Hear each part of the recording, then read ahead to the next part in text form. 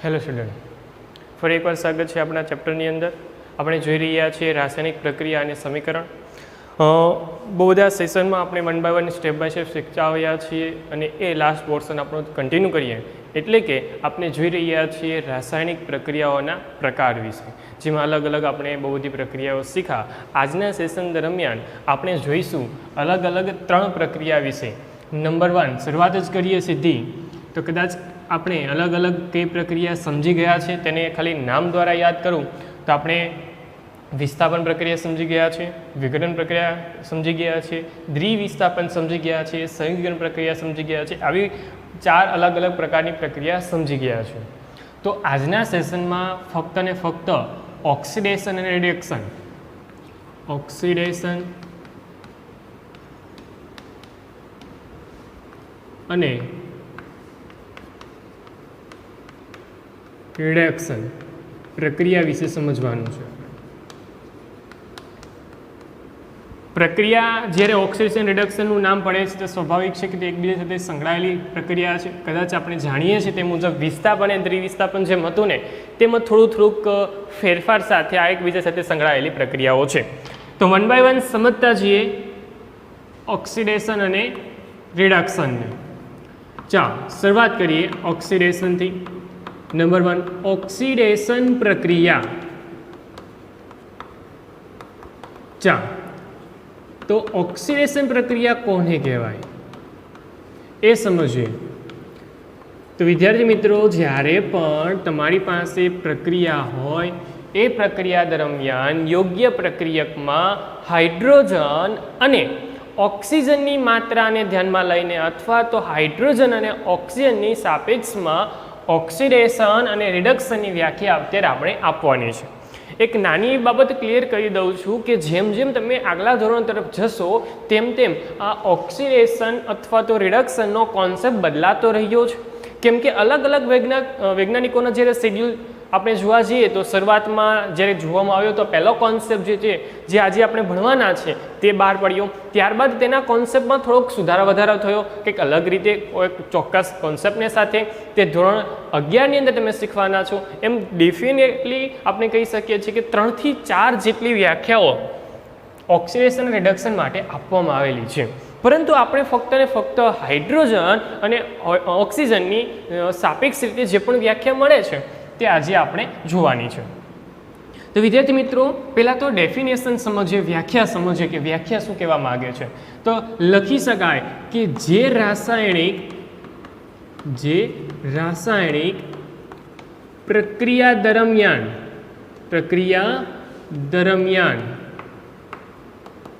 હવે પ્રક્રિયા દરમિયાન જે વસ્તુ થવાની છે એ કોઈ પ્રક્રિયકને આધારિત થવાની છે. તો એ પદાર્થ એટલે પદાર્થની સાપેક્ષમાં હું લખી શકું છું અણુ હોઈ શકે છે કે કોઈ પરમાણુ હોઈ શકે છે. ઓકે, એટલે પદાર્થનો મતલબ શું છે? આપણો અણુ કે પરમાણુ છે કે જે પ્રક્રિયા કરવાનો છે. તો અણુ કે પરમાણુ ઓક્સિડેશન પ્રક્રિયા માટેનો પહેલો ભાગ કે ઓક્સિજન, જો ખાસ સમજો, યાદ રાખવામાં પણ યોગ્ય રીતે યાદ રાખજો કે તે ઓક્સિજન મેળવતો હોય. શું કરતો હોય? ઓક્સિજન મેળવે. અને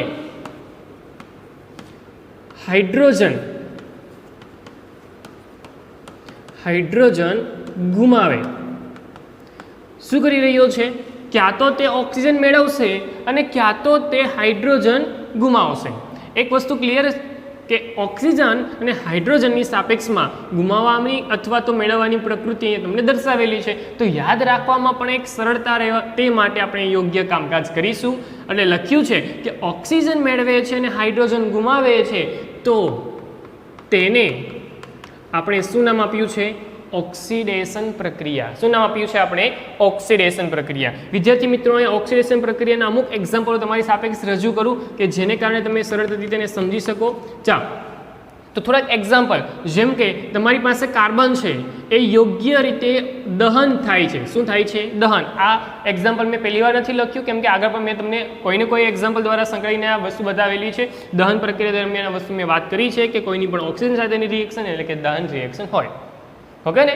તો એ જ પ્રકૃતિ તમને અહીંયા દર્શાવેલી છે કે કાર્બન પ્લસ ઓક્સિજન એટલે કે દહન પ્રક્રિયા છે, એટલે અહીંયા હું લખું છું ઉષ્મા, કે જે દરમિયાન મારે ઉષ્મા આપવી પડે છે, એટલા માટે એમ કહી શકીએ છીએ કે આનું દહન થાય છે, કાર્બનનું દહન થાય છે, અથવા એમ કહી શકાય કે કોલસાનું દહન થાય છે અને ત્યાં ઉત્પન્ન થાય છે કાર્બન ડાયોક્સાઇડ. શું ઉત્પન્ન થાય છે? Carbon dioxide. આ સોલિડ, આ ગેસિયસ પાર્ટિકલ્સ અને આ ફરી એકવાર કાર્બન ડાયોક્સાઇડ એટલે કે ગેસિયસ પાર્ટિકલ્સ.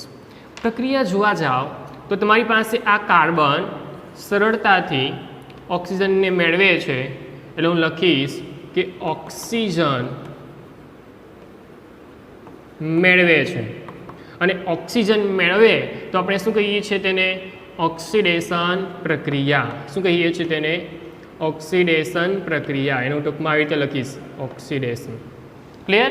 તો તમારી પાસે આ જે પ્રક્રિયા તૈયાર થાય છે તે ઓક્સિજન મેળવવાને કારણે ઓક્સિડેશન થાય છે. આ બહુ બધા એક્ઝામ્પલ હું તમને આપી શકું છું, જેમાં તમે જાતે પણ નક્કી કરી શકો છો. જેમ કે આપણે આગલા ભાગની અંદર પણ એક પ્રક્રિયા જોઈ ચૂક્યા છીએ, એ દહનની જ પ્રક્રિયા હતી, એમજીની દહનની પ્રક્રિયા, કે જેને કારણે તમને મળે છે MgO, 2MgO.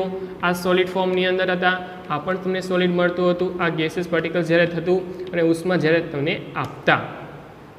તો આ પ્રક્રિયા પણ તમે જોઈ ચૂક્યા છો, તો એને ઓક્સિડેશન પ્રક્રિયા સાથે સાંકળી શકો છો. ક્લિયર? ચાલ, એવી જ રીતે હજી એક એક્ઝામ્પલ લખું તો એક એક્ઝામ્પલ એટલે કે કોપરના દહનની વાત કરી દઉં. તો આમાં પણ કોપરનું દહન થાય છે. તો કોપર O, જેમાં ગેસિયસ પાર્ટિકલ્સ એટલે કે O2 એ કમ્બાઈન થઈને સોલિડ પાર્ટિકલ્સ આપશે. આ ગેસિયસ છે, આ સોલિડ છે, ઉષ્માની હાજરી દર્શાવવી જરૂરી છે. આમ જોવા જતાં કોપરનું ઓક્સિડેશન થયું કહેવાય. શું થયું કહેવાય? કોપરનું ઓક્સિડેશન. એવી રીતે અહીંયા Mgનું ઓક્સિડેશન થયું કહેવાય. શું થયું કહેવાય? Mg એટલે કે મેગ્નેશિયમ. આમ જે ઉદાહરણ તૈયાર થાય છે તે ઉદાહરણો એટલે ઓક્સિડેશન પ્રક્રિયા. શું કહી શકાય તેને? ઓક્સિડેશન પ્રક્રિયા. ચાલો, આ વાત હતી ઓક્સિડેશનની. ચાલો આગળ તરફ વધીએ, એટલે કે હવે આપણે નેક્સ્ટ પ્રક્રિયા તરફ જઈએ, નંબર 2 તરફ. નંબર 2 એટલે શું? રિડક્શન પ્રક્રિયા. ચાલો, રિડક્શન પ્રક્રિયા. ચાલો, રિડક્શન પ્રક્રિયા એટલે કે જે પણ કોન્સેપ્ટ આપણે જોયો ઓક્સિડેશનનો, જે પણ કોન્સેપ્ટ આપણે જોયો એ જ કોન્સેપ્ટને ધ્યાનમાં લઈને આપણે ડેફિનેશન લખીએ. તો શું લખી શકાય? જેમ અહીંયા લખ્યું હતું ને તેની સાપેક્ષમાં જોતા જજો, એટલે તમને સમજતા જાય કે જે રાસાયણિક પ્રક્રિયા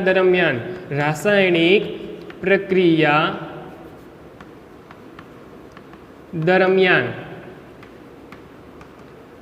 પદાર્થ શું કરતો હતો? ઓક્સિજન મેળવતો હતો. હવે શું લખીશ? ઓક્સિજન ગુમાવે. શું કરે છે હવે? ઓક્સિજન ગુમાવે અને હાઇડ્રોજન અહીંયા શું થતું હતું? મેળવે છે. તો અહીંયા શું કરશે? ગુમાવશે. સોરી, અહીંયા ગુમાવતું હતું તો અહીંયા શું કરશે? મેળવે છે. મેળવે તો તેને શું કહેવામાં આવે છે? રિડક્શન પ્રક્રિયા. શું કહેવામાં આવે છે? રિડક્શન પ્રક્રિયા. ચાલો વિદ્યાર્થી મિત્રો, યોગ્ય રીતે ઉદાહરણ દ્વારા સમજીએ કે જેથી તમને ફરી એકવાર વધુ સરળતાથી સમજાય, માટે યોગ્ય ઉદાહરણ દ્વારા સમજીએ. જેમાં અહીંયા ઓક્સિજનનો ઉમેરો થતો હતો, એવી રીતે અહીંયા ઓક્સિજનને દૂર થવાની પ્રક્રિયા અથવા તો હાઇડ્રોજનને મેળવવાની પ્રક્રિયા યોગ્ય રીતે સમજાવી શકાય છે. તો અહીંયા જે પણ તમને ઓક્સાઇડ સ્વરૂપ મળતા હોય ને એ ઓક્સાઇડની યોગ્ય હાઇડ્રોજન સાથેની પ્રક્રિયા કરાવો. જેમ કે કોપર ઓક્સાઇડ મળેલો છે તો કોપર ઓક્સાઇડ જે સોલિડ ફોર્મમાં મળે છે તમને, તેની પ્રક્રિયા કરાવી દઉં છું હું હાઇડ્રોજન વાયુ સાથે. કોની સાથે પ્રક્રિયા કરાવી મેં? હાઇડ્રોજન વાયુ સાથે.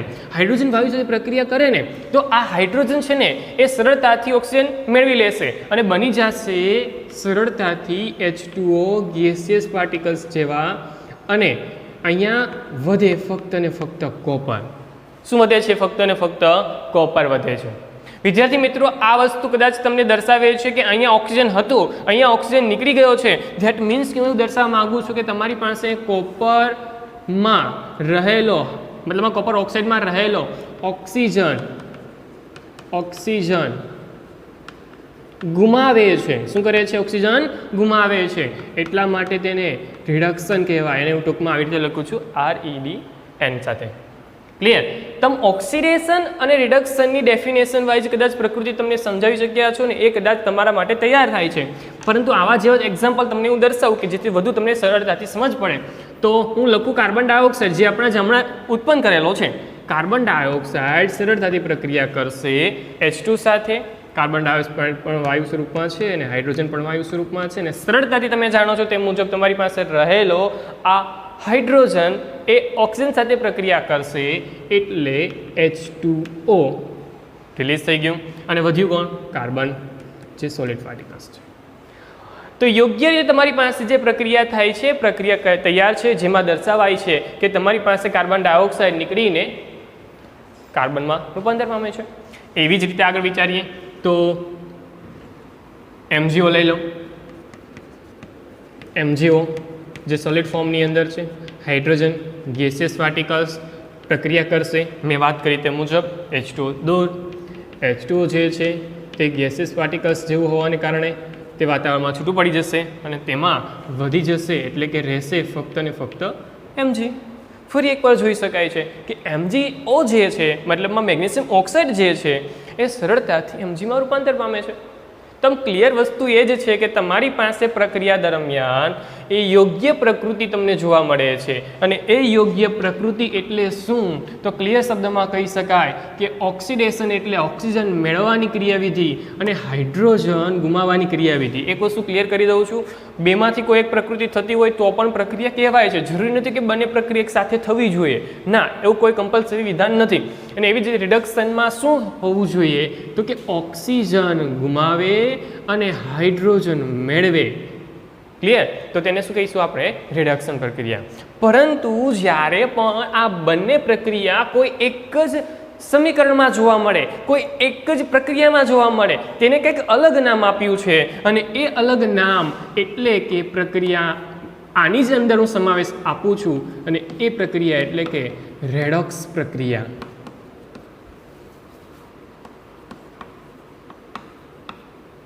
એ પ્રક્રિયા આપી નામ એને રેડોક્સ પ્રક્રિયા. વિદ્યાર્થી મિત્રો, રેડોક્સ પ્રક્રિયા શું છે એને યોગ્ય રીતે સમજીએ તો રેડોક્સ પ્રક્રિયાને સમજવા માટે ડેફિનેશન યોગ્ય રીતે લખીએ. જે પ્રક્રિયામાં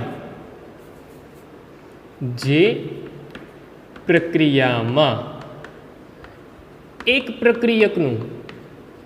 પ્રક્રિયકનું ઓક્સિડેશન થાય. શું થાય? ઓક્સિડેશન. અને બીજા પ્રક્રિયકનું શું થશે? રિડક્શન. તો તેવી પ્રક્રિયાને શું નામ આપ્યું છે આપણે?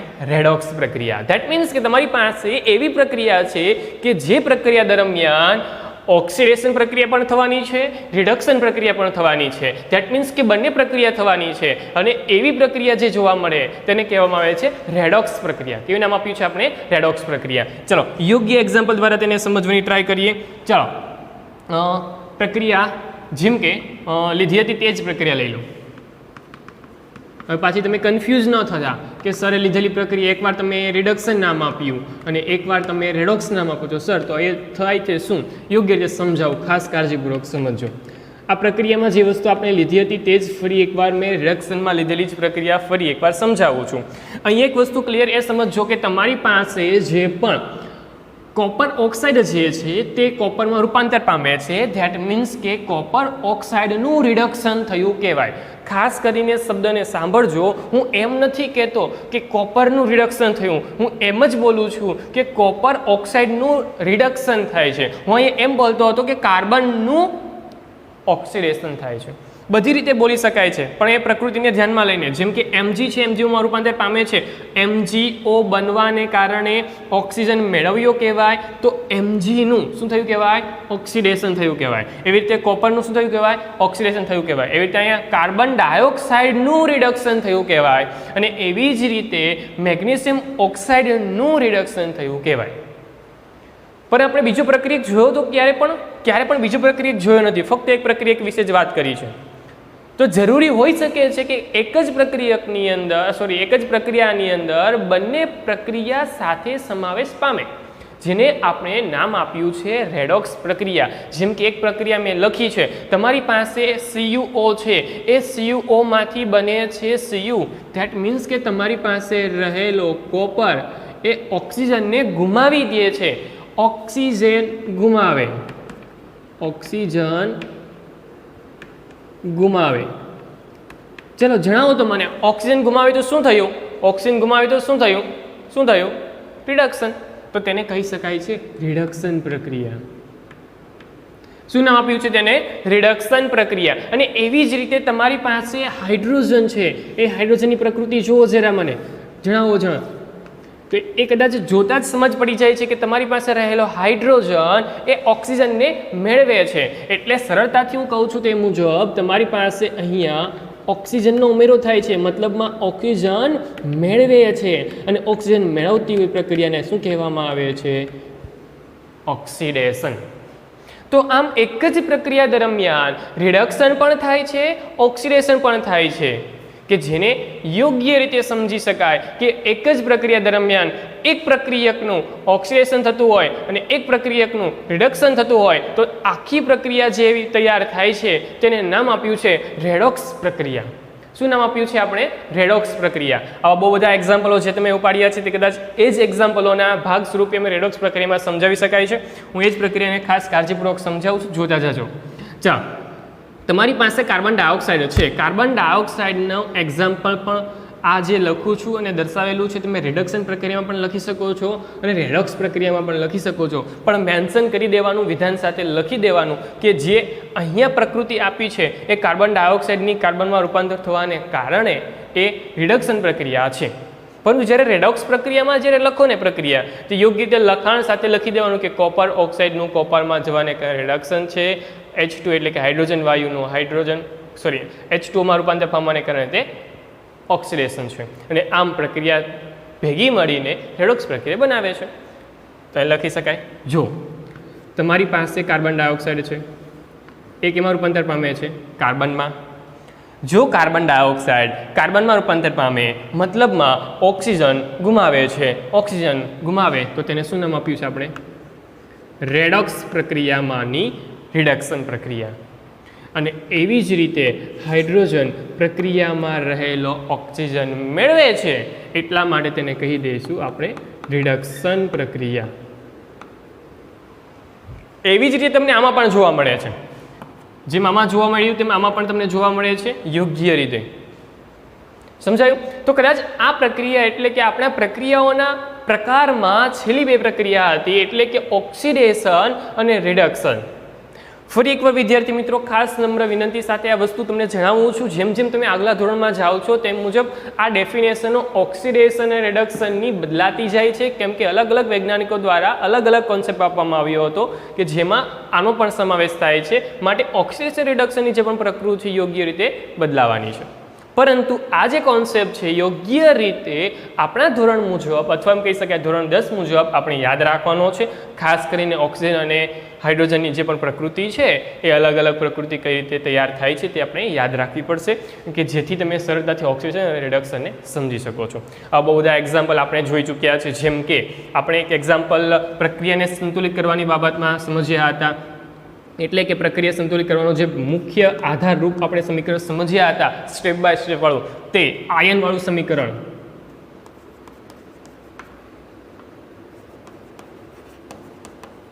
ખાસ કરીને સમજો. અને એ સમીકરણ કંઈક એવું હતું કે Fe એટલે કે ધાતુનો ટુકડો, જે આપણે સામાન્ય રીતે લોખંડનો ટુકડો એમ કહેતા હતા, આયનનો ટુકડો, લોખંડનો ટુકડો જે છે એ હવાના H2O સાથે પ્રક્રિયા કરે છે, જે સામાન્ય ગેસિયસ પાર્ટિકલ્સમાં એટલે G લખીએ છીએ, એટલે કે આ ભેજ સાથે પ્રક્રિયા કરે છે અને સરળતાથી બનાવતો હતો એક નિપજનો ભાગ એટલે કે કોઈ ચોક્કસ ઓક્સાઇડ, જે આપણે જાણીએ છીએ તે મુજબ સોલિડ, ને આને કાટ બોલતા હતા, Fe3O4 જેને આપણે કાટ બોલીએ છીએ. યોગ્ય રીતે અહીંયા ઉત્પન્ન થાય છે અને સાથે સાથે અહીંયા હાઇડ્રોજન વાયુ છૂટો પડતો હતો અને એ હાઇડ્રોજન વાયુ વાતાવરણમાં ભળી જાય છે, એટલે ગેસિયસ પાર્ટિકલ્સની અંદર છે. તો પ્રક્રિયા જ્યારે તમે જુઓ છો તો એ પ્રક્રિયા દરમિયાન આ આખી જ પ્રક્રિયામાં તમને ઓક્સિડેશન થતું પણ જોવા મળે છે અને રિડક્શન પ્રક્રિયા પણ થતી જોવા મળે છે. ધેટ મીન્સ એવું સમજાવવા માગું છું કે આ જે કાટ લાગવાની પ્રક્રિયા છે અથવા તો ક્ષારણની પ્રક્રિયા જે છે તે પણ આ ઓક્સિડેશન અને રિડક્શનનો જ એક ભાગ છે. યોગ્યતાથી હું દર્શાવું તમને. ચાલો, Fe જે છે એ સરળતાથી Fe3O4 માં રૂપાંતર પામે છે. મતલબમાં શું કહી શકાય કે ઓક્સિજનનો ઉમેરો. તો યોગ્યતાથી સમજી શકાય તે મુજબ અહીંયા ઓક્સિજન એટલે કે O2 મેળવે છે અને ઓક્સિજન મેળવે તો આપણે શું કહી શકીએ છીએ? ઓક્સિજન મેળવે છે તો શું કહી શકીએ છીએ? ઓક્સિડેશન પ્રક્રિયા. શું કહી શકીએ છીએ? ઓક્સિડેશન પ્રક્રિયા. અને એવી રીતે જો અહીંયા જુઓ તો H2O જે છે એ H2 માં રૂપાંતર પામે છે. એટલો મતલબ એમ છે કે તમારી પાસે રહેલો આ હાઇડ્રોજન પ્લસ સંકળાયેલો ભાગ એ સરળતાથી ઓક્સિજનને દૂર કરી દે છે. એનો મતલબ એમ છે કે O2 ગુમાવે છે અને O2 ગુમાવતો હોય તો તેને શું નામ આપ્યું છે આપણે? રિડક્શન. તો આમ એક જ પ્રક્રિયામાં બંને પ્રક્રિયાનો સમાવેશ જેને આપણે નામ આપ્યું છે રેડોક્સ પ્રક્રિયા. તો આમ લખી શકીએ છીએ કે ક્ષારણ જેવી પ્રક્રિયા પણ એ ઓક્સિડેશન રિડક્શન સમાવે છે. ધેટ મીન્સ કે ક્ષારણ જેવી પ્રક્રિયા જે છે તે પણ રેડોક્સ પ્રક્રિયા છે. કેવી પ્રક્રિયા છે? રેડોક્સ પ્રક્રિયા. તો આમ આજના દિવસ દરમિયાન આપણે કુલ 3 પ્રક્રિયા વિશે સમજ્યા. રેડોક્સ પ્રક્રિયા કે જે 2 નાના ભાગનો સમાવેશ છે એટલે કે ઓક્સિડેશન અને રિડક્શનનો સમાવેશ છે. તો આમ આજના લેક્ચર દરમિયાન શીખેલા પ્રકારને ધ્યાનમાં લઈને પ્રકારને ઇન્ક્લુડ કરતા તમારો જે આ સેશન છે તે પૂર્ણ થવાની સાથે તમારા બધા જ પ્રકાર પૂર્ણ થાય છે. પરંતુ એક નાના એવા ભાગને આપણે સમજવાનો બાકી છે ને એ ભાગ એટલે કે ક્ષારણ, ખોરાપણું. જે પણ આનો જ એક ભાગ છે એટલા માટે આપણે તેને નેક્સ્ટ લેક્ચરમાં સમજીશું. પણ તે પહેલાં મેં તમને કહ્યું છે તે મુજબ યોગ્ય એક્ઝામ્પલને યોગ્ય તમારી બુકમાં સમાવેશ આપો અને યોગ્યતાથી તેને સમજીને લખો, કેમ કે કદાચ આ જ વસ્તુને આપણે નેક્સ્ટ લેક્ચરમાં જરૂર પડશે. તો ત્યાં સુધીમાં ફટાફટ આ વસ્તુ લખી નાખો. વધુ આપણે નેક્સ્ટ લેક્ચરમાં જોઈશું. ધન્યવાદ.